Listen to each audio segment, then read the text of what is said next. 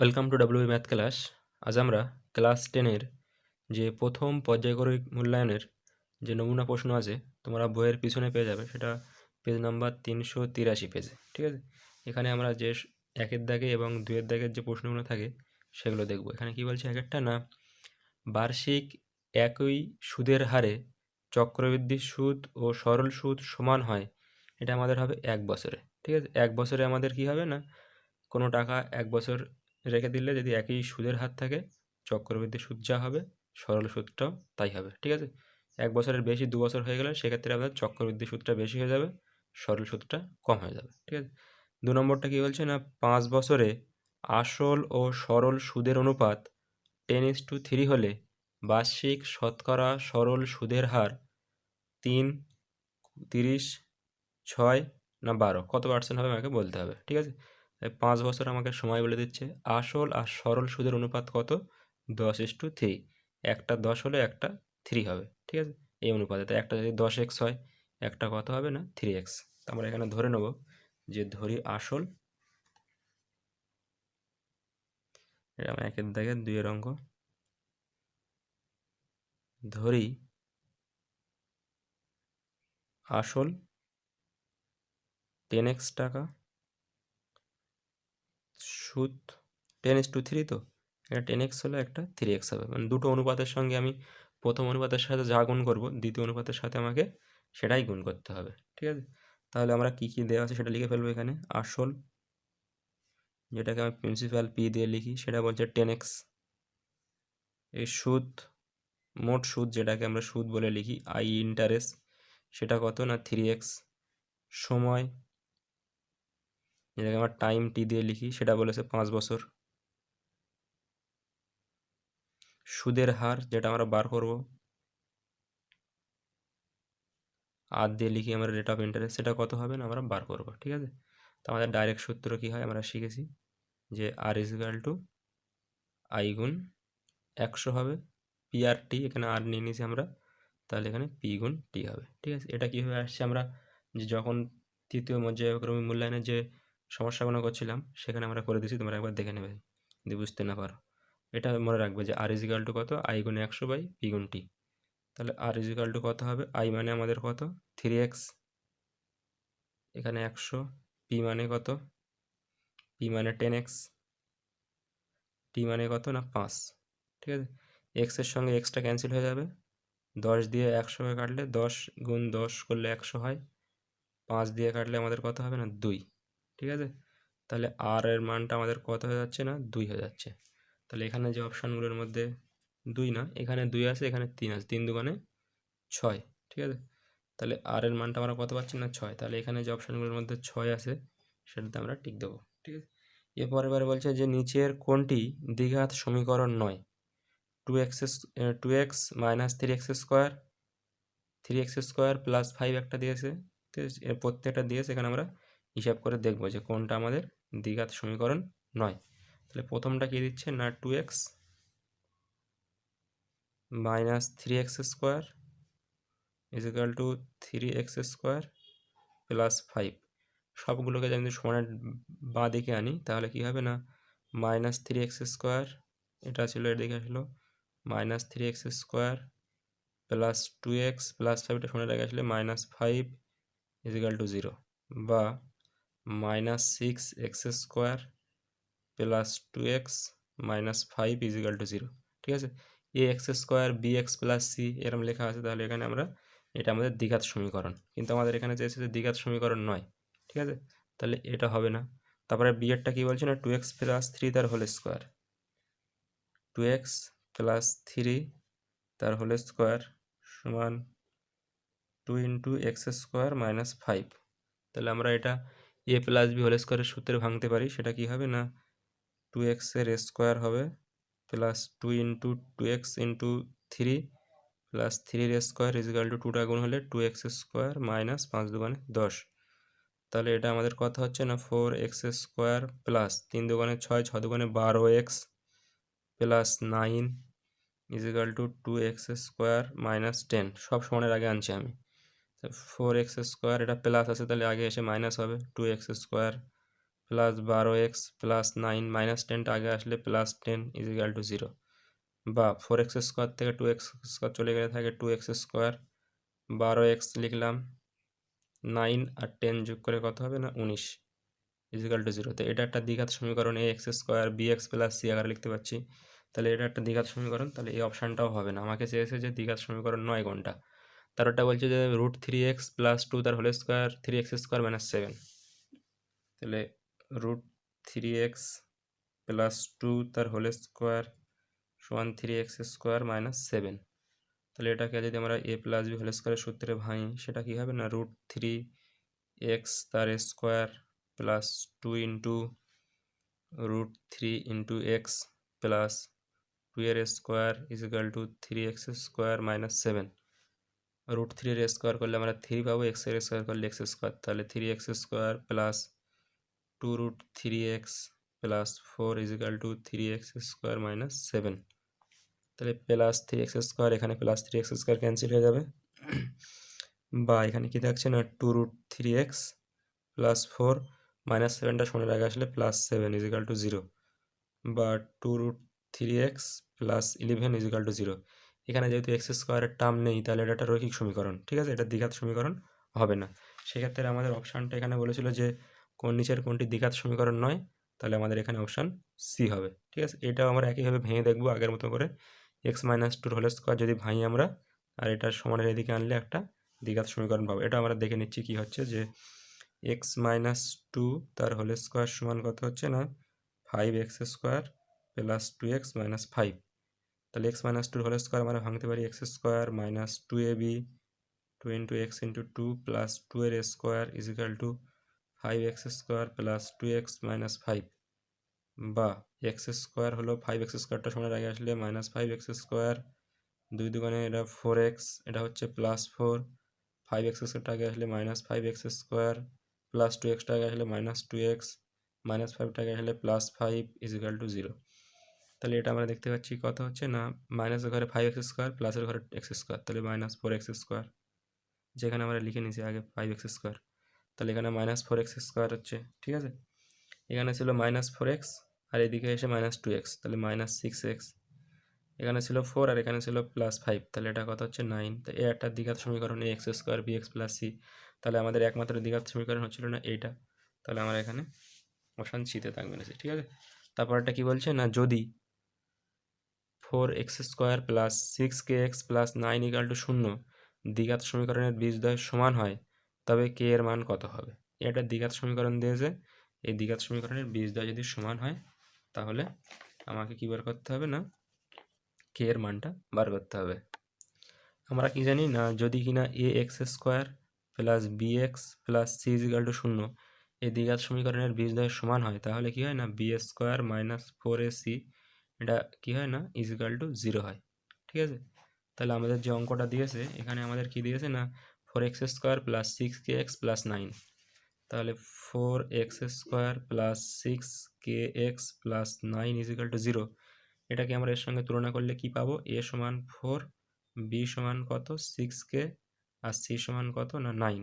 এর b square minus 4ac যেহেতু বীজদ্বয় সমান, যেহেতু বীজদ্বয় সমান তাহলে কি হবে না বি স্কোয়ার মাইনাস 4ac এটা 0 হবে, b মানে আমাদের 6k, তাহলে 6k এর স্কোয়ার মাইনাস 4 ইন্টু a মানে কত 4, b মানে c মানে কত 9 ইজ ইকাল টু 0, ঠিক আছে। সেখান থেকে আমরা কি পেয়ে যাব না বি স্কোয়ার মানে 6k এর স্কোয়ার 4, a মানে 4 আর c মানে কত 9। এবারে আমরা পাচ্ছি না 6k এর স্কোয়ার, এটা করলে কত হবে না 36k স্কোয়ার, এটা কত হবে না ইজ ইকাল টু এদিকে চলে গেল সমানের 9 ইন্টু 4 ইন্টু 4, ঠিক আছে, মাইনাস ছিল এদিকে গিয়ে প্লাস হয়ে গেল, বা কে স্কোয়ার এটা কত হচ্ছে না 9 ইন্টু 4 ইন্টু 4, বা এই 36টা গুণ ছিল এখানে ভাগ হয়ে যাবে, তাহলে 36 9 দিয়ে কাটলে 4 9 36, 4 দিয়ে কাটলে এখানে 4 কে 4 এটা কেটে গেল 1 হবে, তার মানে কে স্কোয়ার মানে কত দাঁড়াচ্ছে আমার 4, কে স্কোয়ার মানে 4 মানে দুই দিকে বর্গমূল করলে আমরা কে সমান পাবো প্লাস মাইনাস 2, অর্থাৎ কে এর মানটা আমাদের কত হতে পারে 2ও হতে পারে আবার মাইনাস 2ও হতে পারে, তাহলে এখানে অপশান সিটা ঠিক হবে, ঠিক আছে। এরপরে একটা ছবি দিয়েছে, জ্যামিতির ছবি দিয়েছে, সেখানে বলছে যে আমাদের যে পাশের চিত্রে ও কেন্দ্রীয় একটা বৃত্ত আছে, ঠিক আছে, এই বৃত্তের বলেছে ও এ বি এটা কত 50, তাহলে বলছে সি বৃত্তের উপর একটা বিন্দু হলে এ সি বি এটা কত হবে, ঠিক আছে। এখানে আমি যদি একটু ছবিটা আঁকি তাহলে পরিষ্কার হয়ে যাবে আরও। এরকম একটা বৃত্ত আছে, ঠিক আছে, বৃত্তের উপরে আমাদের একটা বৃত্তের কেন্দ্রটা ও বলে দিয়েছে, এবার এইটা বলেছে 50, ঠিক আছে, আমাকে বার করতে হবে বৃত্তের উপর একটা বিন্দু সি দিয়েছে, তাহলে আমাকে বলছে যে এ সি এটা বি এটা কত হবে, ঠিক আছে। তাহলে এখানে যদি বৃত্তের কেন্দ্র হয়, এটা বৃত্তের ব্যাসার্ধ, এটাও বৃত্তের ব্যাসার্ধ, তাহলে এই বাহুর সঙ্গে এই বাহুটা সমান হবে, ঠিক আছে। আর এখানে আছে এ, তাহলে এই কোণ যদি 50 হয়, এই বাহু এই বাহুর সমান, এই বাহুর সামনে 50 হলে এই বাহুর সামনে কত হবে 50 হবে, ঠিক আছে। যেহেতু আমরা বলবো যে ও এ সমান ও বি, তাহলে অ্যাঙ্গেল ও এ বি সমান অ্যাঙ্গেল ও বি এ সমান কত না 50, মানে এটাও 50 এটাও 50, তাহলে ত্রিভুজ এ ও বি এর এই কোণটা আমরা পেয়ে যাব। এই কোণটা কত হবে না, অতএব ত্রিভুজ এ ও বি এর কোণ এ ও বি মানে এই ও কোণটা এটা কত হবে, তিনটে কোণ যোগ করে 180 হবে। আমরা দুটো পেয়ে গেছি কত, একটা 50 পেয়েছি আবার একটা 50, তাহলে 180 থেকে 100 বাদ দিলে এটা কত হচ্ছে না 80, তাহলে এই কোণটা আমাদের কত হচ্ছে না 80 হচ্ছে। এবারে কেন্দ্রস্থ কোণ যদি 80 হয়, বৃত্তস্থ কোণ কী হবে, তার অর্ধেক হবে 40, ঠিক আছে। তাহলে আমরা কি বলবো না, অতএব কোণ এ সি বি সেটা কত হয় না 1/2 কোণ এ ও বি হয়, ঠিক আছে। এটা 37 উপপাদ্য ছিল যে কেন্দ্রস্থ কোণ বৃত্তস্থ কোণের ডবল হয়, তাহলে বৃত্তস্থ কোণটা কত হবে 1/2 অফ ওই কেন্দ্রস্থ কোণ, তার মানে 1/2 ইন্টু এই কেন্দ্রস্থ কোণ আমরা বার করেছি কত 40, তাহলে এখানে কাটলে 80 পেয়েছি, তাহলে 40 দুগুণে 80 হবে, তাহলে 40 ডিগ্রি, সব ডিগ্রি হবে এখানে, ঠিক আছে। তাহলে এখানে যে অপশানগুলো আছে এর মধ্যে আমরা 40-এ দাগ দেবো, ঠিক আছে।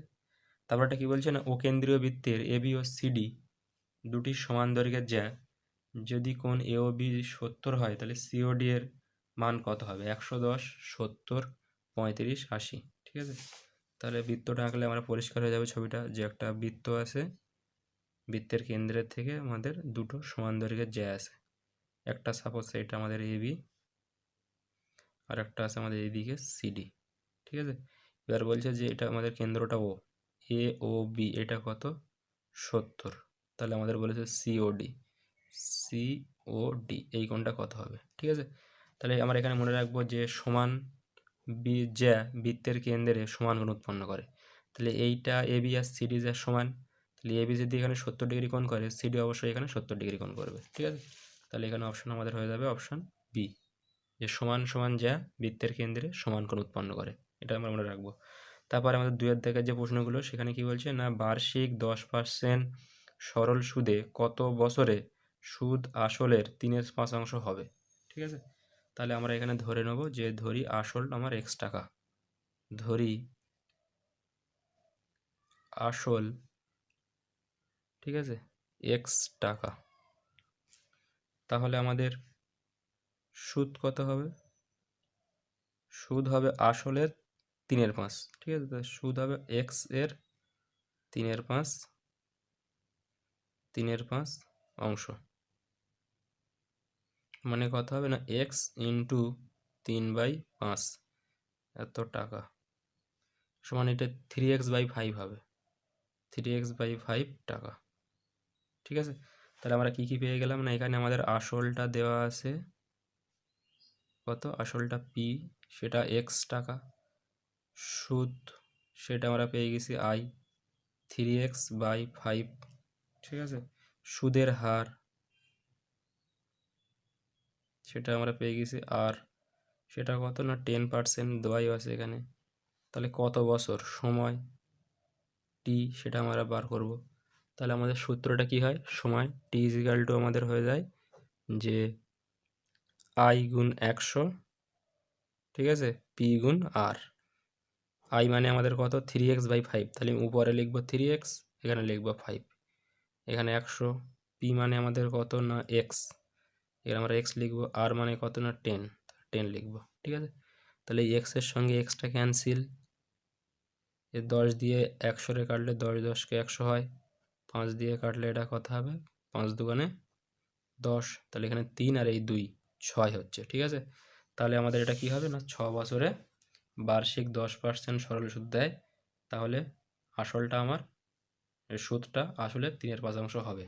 এরপরে অঙ্ক বলছে যে পি ইস টু কিউ যদি 5:7 হয় এবং পি মাইনাস কিউ যদি -4 হয়, তাহলে 3p - 2q এর মানটা আমাকে নির্ণয় করতে হবে, ঠিক আছে।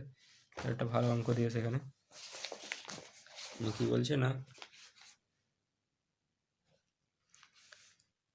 পি ইস টু কিউ এটা কত না 5:7, তো এটাকে আমরা বলতে পারবো যে P by Q is equal to 5/7, ঠিক আছে। আর একটু ভালো করে আমরা কি বলতে পারবো না পি, এই 5টা যদি আমরা হরে আনি, এই কিউটা যদি উপরে নিয়ে যাই, q/7 ইজ ইকাল টু আমরা কে ধরে নিচ্ছি, ঠিক আছে। তাহলে কি হবে না অতএব পি ইজ ইকাল টু এই 5টা এখানে গুণ হলে 5k, আর কিউ ইজ ইকাল টু কত এই 7টা গুণ হলে 7k। আমাকে বলেছে যে পি মাইনাস কিউ মানে -4, যেহেতু P minus Q is equal to -4, তাহলে এখানে আমরা মানটা বসিয়ে কে এর মানটা বার করে নিচ্ছি।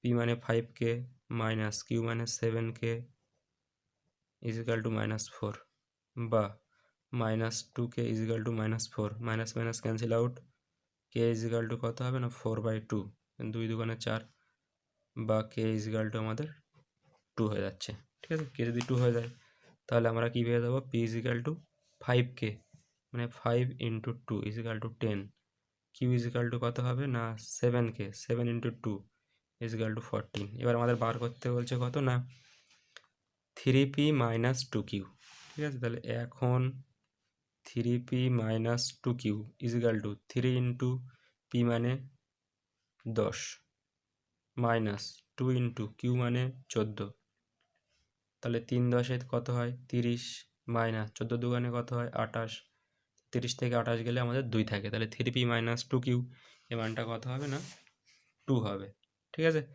তারপর একটা কি বলছে না ও কেন্দ্রীয় বৃত্তের দুটি সমান্তরাল জ্যায়ের বিপরীত পার্শ্বে অবস্থিত। ও কেন্দ্রীয় বৃত্তের দুটি সমান্তরাল জ্যা কেন্দ্রের বিপরীত পার্শ্বে অবস্থিত। যদি এবি সমান 10 সেমি, সিডি সমান কত 24 সেমি এবং এবি ও সিডি এ জ্যা দুটির মধ্যে দূরত্ব 17 সেমি হয়, তবে ওই বৃত্তের ব্যাসার্ধ নির্ণয় করো, ঠিক আছে। এটা একটা ভালো প্রশ্ন, তোমরা এটা ভালোভাবে করবে। আর একবার বলে দিচ্ছি, এখানে কি বলছে না ও কেন্দ্রীয় একটা বৃত্তের দুটি সমান্তরাল জ্যা, ঠিক আছে, কেন্দ্রের বিপরীত পার্শ্বে অবস্থিত। দুটো জ্যা কেন্দ্রের দুপাশে থাকবে। এবির দৈর্ঘ্য যে একটা জ্যায়ের দৈর্ঘ্য 10, একটা জ্যায়ের দৈর্ঘ্য কত না 24, এবি আর সিডি এর মধ্যে দূরত্বটা কত না 17, তাহলে বৃত্তের ব্যাসার্ধটা কত হবে আমাকে বার করতে হবে। তাহলে আমরা এখানে ছবিটা আঁকছি যে এটা আমাদের ও কেন্দ্রীয় বৃত্ত, সাপোজ এটা আমরা ধরে নিচ্ছি যে এটা আমাদের ও কেন্দ্রীয় বৃত্ত, ঠিক আছে। আর এখানে আমাদের এবি জ্যা আছে যার কেন্দ্র থেকে দূরত্ব কত না এক্স, এটা আমরা ধরে নিচ্ছি, ঠিক আছে। আর এখানে আমাদের সিডি জ্যা আছে, এটা হচ্ছে আমাদের এবি, এটা হচ্ছে আমাদের সিডি, এটা আমাদের কেন্দ্র ও।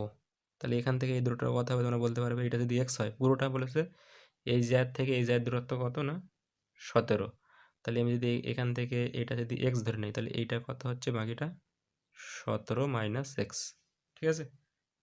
তাহলে এবারে আমাদের কি হচ্ছে না এটার দৈর্ঘ্য বলেছিল কত আমাদের, এটার দৈর্ঘ্য আমাদের বলেছিল যে কেন্দ্র থেকে যদি আমরা লম্ব টানি, এটাতে আমাদের এবির দৈর্ঘ্য বলেছিল আমাদের বইতে বলেছিল কত এবির দৈর্ঘ্যটা, প্রশ্ন আছে, এবির দৈর্ঘ্য বলেছিল আমাদের কত 10, ঠিক আছে। তাহলে এখান থেকে কেন্দ্রের থেকে লম্ব টানলে এই দিকে 5 হয়, এই দিকে 5 হবে। আর সিডিটা আমাদের কত বলেছিল, সিডি বলেছিল 24, মানে এখান থেকে লম্ব টানলে এদিকে একটা 12 হবে, এইদিকে 12। আর আমরা ধরে নিচ্ছি যে বৃত্তের ব্যাসার্ধটা কত না আর, তাহলে এখান থেকে এইটা আমাদের, এখান থেকে এইটা আমাদের কত হবে আর হবে, আর এখান থেকে এইটা সেটাও আমাদের আর হবে, ঠিক আছে। তাহলে আমরা লেখাটা এখানে কি লিখছি না আমরা ধরে নিচ্ছি, ধরি, ঠিক আছে, বৃত্তের ব্যাসার্ধ আর সেমি, ঠিক আছে, যেহেতু এখানে সেমিতে দেওয়া আছে সব। বৃত্তের ব্যাসার্ধ আর সেমি এবং বৃত্তের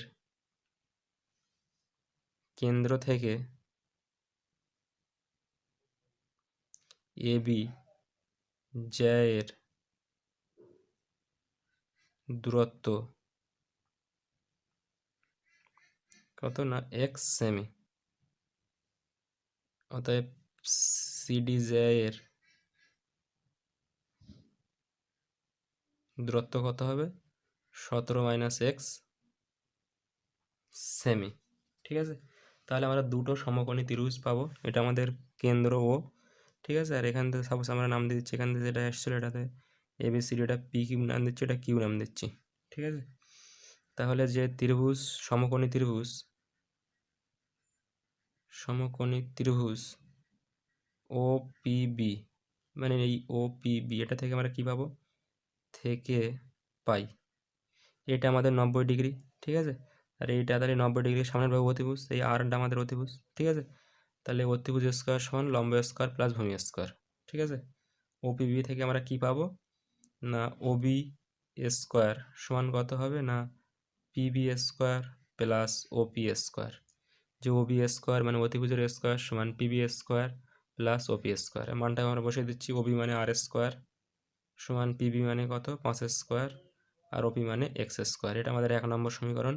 সমকোণী ত্রিভুজ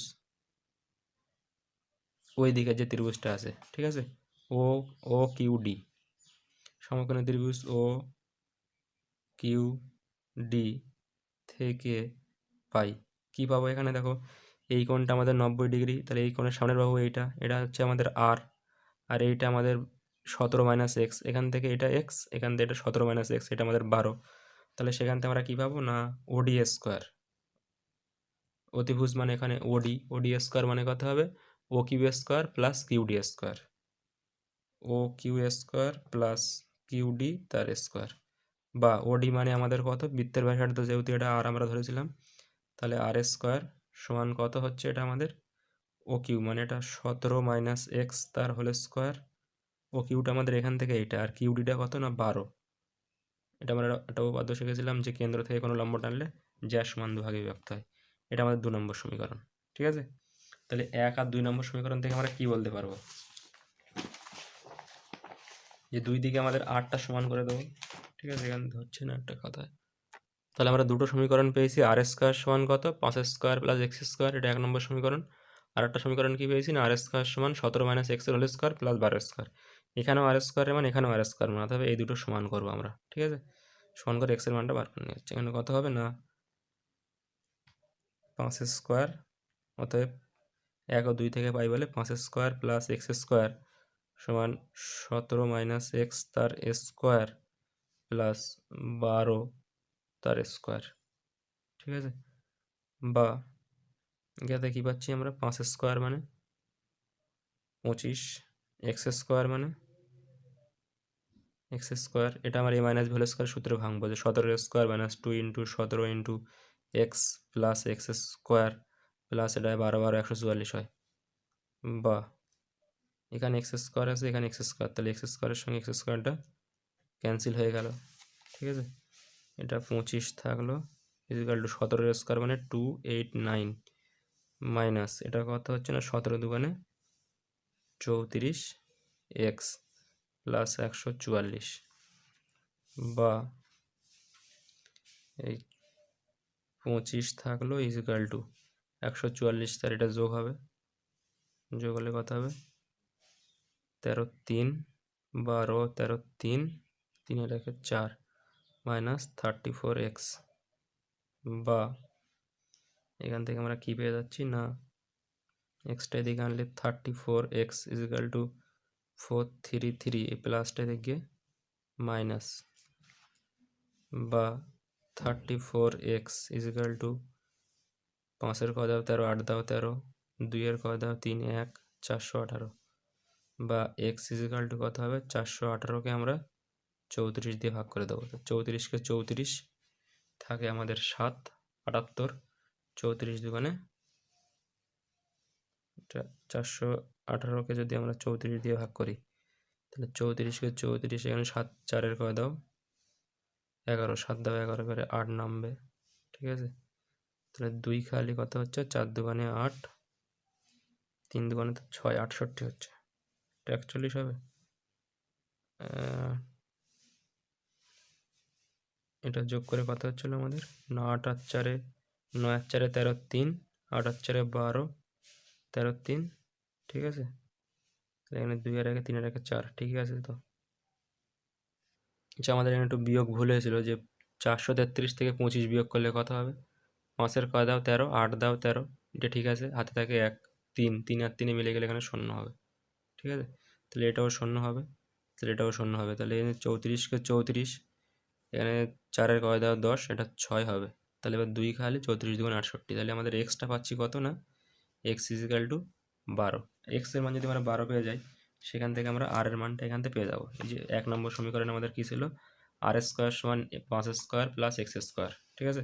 তাহলে অতএব আর স্কোয়ার সমান 5 স্কোয়ার প্লাস এক্স স্কোয়ার মানে 12 স্কোয়ার, বা আর স্কোয়ার সমান 25 আর এটা যোগ করলে 144, ঠিক আছে। বা আর স্কোয়ার সমান এই দুটো যোগ করলে আমরা কত পাবো, 144 আর 25 যোগ করে 169, বা আর ইজিক্যাল টু কত, প্লাস মাইনাস 13 হয়, কিন্তু যেহেতু ব্যাসার্ধ ঋণাত্মক হয় না, তাহলে 13 হবে, ঠিক আছে। অতএব বৃত্তের ব্যাসার্ধ দেওয়া কত হবে না, 13 হবে। আরেকবার বলে দিই, একটু বড় হয়ে গেছে এখানে আমাদের ধরে নেবো আমরা অকেন্দ্রীয় বৃত্তের এই এ বিজ্যায়ের দূরত্ব এক্স, আর সিডি জায়ের দূরত্ব কত হবে, 17 মাইনাস এক্স, যেহেতু টোটাল দূরত্বটা 17 ছিল। এবার আমরা বৃত্তের ব্যাসার্ধ আর ধরে নেবো, ঠিক আছে। তাহলে এটা যদি আর হয়, এটা যদি আমাদের এক্স হয়, আর এটা তো পুরোটা 10 মানে এদিকে 5 এদিকে 5 হয়, ঠিক আছে। এখান থেকে একটা সমকোণী ত্রিভুজ থেকে আমরা কী পাচ্ছি না, আর স্কোয়ার সমান 5 স্কোয়ার প্লাস এক্স স্কোয়ার। আর এই যে একটা সমকোণী ত্রিভুজ ছিল, এখান থেকে আমরা কী পাচ্ছি না, আর স্কোয়ার সমান এই 17 মাইনাস এক্সের স্কোয়ার 12 স্কোয়ার। তো দুবারই আর স্কোয়ার মানে বলছি 2 নম্বর 1 আর 2 নম্বর সমীকরণ থেকে আমরা এক্সের মানটা কত পেয়েছি না, 12 পেয়েছি, ঠিক আছে। তাহলে 1 নম্বর সমীকরণে আমরা আর স্কোয়ার এক্স স্কোয়ারের মানটা বসিয়ে দিচ্ছি, বসিয়ে দিয়ে আর এর মানটা আমরা প্লাস মাইনাস 13 না শুধু 13 নেবো, যেহেতু বৃত্তের ব্যাসার্ধ ঋণাত্মক হয় না, ঠিক আছে। এরপরে যে প্রশ্নটা আছে সেখানে বলেছে যে পাশের চিত্রে এক্স এর মান নির্ণয় করো। এক্স এর মানটা আমাকে নির্ণয় করতে হবে এখানে, যে এটা বলেছে কত না, এই ছোটো অ্যাঙ্গেলটা বলেছে কত, 75, ঠিক আছে। আর আমরা কি জানি না, এই বৃত্তস্থ কোণ একই বৃত্তচাপের উপরে সব বৃত্তস্থ কোণগুলো সমান হয়। এটা যদি 35 হয়, তাহলে এইটা আমাদের কত হবে, 35 হবে, ঠিক আছে। তাহলে এটা যদি 35 হয়, তাহলে এটা 35 হলে এটা 75, তো 35 আর 75 মিলে যোগ করলে কত হয়, 35 আর 75 যোগ করলে 5 5 10 0, 10 আর আগে 11, 110 যদি হয়ে যায়, তাহলে এই যে লাল অ্যাঙ্গেলটা পুরোটা এটা কত হবে, 110 মানে 75 35, এই ত্রিভুজ তো একটা বি বিডিসি, তাহলে এটা 75 হলে এটা 35 হলে 180 হবে, তিনটে যোগ করে, তাহলে এটা আমাদের আসলে কী হবে না, 70 ডিগ্রি হয়ে যাবে, ঠিক আছে। ছবি এঁকে একবার এখানে বলি আমি, যে একটা আমাদের এরকম দিয়েছে, একটা বিসি দিয়েছে, একটা এখান থেকে একটা কোণ দিয়েছে এরকম, আর এখান থেকে একটা কোণ এরকম দিয়েছে, ঠিক আছে। এবার আমার এখানে নাম দিয়েছে বি, এখানে দিয়েছে সি, এখানে দিয়েছে এ, এখানে দিয়েছে ডি। এইটা বলেছে 35, ঠিক আছে। আর এই ছোটো করে এই অ্যাঙ্গেলটা বলেছে 75, আমাকে বার করতে বলেছে এই পুরোটা কত, ঠিক আছে। তাহলে আমরা কি বলবো না, এই একই একটা চাপ, এখান থেকে যদি এই অ্যাঙ্গেলটা যদি আমাদের 35 হয়, তাহলে এই সকল বৃত্তাংশ কোণের মান সমান হবে, ঠিক আছে। এখান থেকে 35 হলে এটা 35 হবে, ঠিক আছে। তাই এই বি সি ডি এটা ত্রিভুজ, তো এইটা 75 এটা 35 যোগ করে আমরা দেখছি 110, তাহলে বাকি থাকে এইটা, তাহলে 110 থেকে 180 থেকে ত্রিভুজ যেহেতু তিনটে বাহু যোগ করে 180 হবে, এটা যোগ করে, তাহলে এইটা যদি যোগ করে 180, তাহলে এটা কত হবে না, 70 হচ্ছে আমাদের, তাহলে এটা অ্যাঙ্গেল কত হচ্ছে না, 70 ডিগ্রি, ঠিক আছে। তারপরে শেষ যে অঙ্কটা এখানে কি বলছে না, একটি ঘনকের আয়তন 512 ঘন সেমি হলে ওই ঘনকের সমগ্র তলের ক্ষেত্রফল কত হবে। তাহলে আমরা ধরে নিচ্ছি যে ধরি ঘনকের একটি বাহুর দৈর্ঘ্য কত না, এ সেমি, যেহেতু সেমি দেওয়া আছে, তাহলে আয়তন কত হবে, আয়তন হবে এ কিউব ঘন সেমি, আর এখানে বলা আছে কত 512, তাহলে এর সাথে সমান করে দেবো, অতএব এ কিউব মানে কত 512, বা এ কিউব মানে কত হয় 512কে আমরা 8-এর কিউব লিখতে পারি, বা এ মানে কত হবে না 8 হবে, ঠিক আছে? অর্থাৎ বাহু দৈর্ঘ্য যদি এ হয় 8 হয়, তাহলে আমাদের সমগ্রতলের ক্ষেত্রফল কত হবে? সমগ্রতলের ক্ষেত্রফল অতএব ঘনকের সমগ্র তলের ক্ষেত্রফল সেটা কত হয় না 6a² হয়, এত বর্গ সেমি হবে, ঠিক আছে? 6 ইন্টু এ মানে আমাদের 8, তাহলে 8-এর স্কোয়ার হবে এত বর্গ সেমি, তাহলে 8 কত হয় 64, তার সঙ্গে 6 গুণ হবে, তাহলে কত হচ্ছে 4 6 24-এর 4, 6 6 36 আর 2, 36 আর 2 কত হবে 38, তাহলে কত হবে না 384 বর্গ সেমি, ঠিক আছে? ঘনকের সমগ্র তলের ক্ষেত্রফল 6a², যদি বাহু এ হয়, আমাদের এ মানে কত 8, তাহলে কত হবে 6 ইন্টু 8-এর স্কোয়ার। তাহলে আমরা যে প্রথম পর্যায়ক্রমিক মূল্যায়ন ছিল তার আমরা 1-এর দাগের এবং 2-এর দাগের অঙ্কগুলো সব করলাম।